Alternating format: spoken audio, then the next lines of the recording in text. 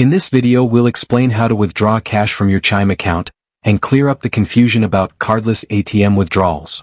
Many people wonder if Chime lets you take out money without a physical card, but as of now, Chime does not support cardless ATM withdrawals. That means you'll need your physical Chime Visa debit card to access cash.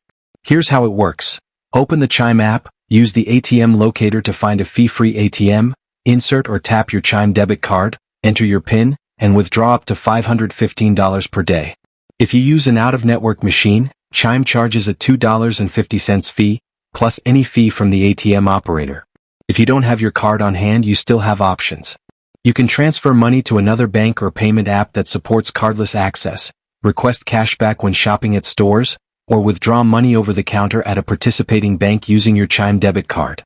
So, to sum it up, Chime's ATM withdrawals work smoothly, but you do need your physical card. If cardless access is important to you, consider linking your Chime account to another service that supports it. Backhand index pointing right. Found this guide helpful? Hit like, subscribe, and stay tuned for more quick Chime tutorials.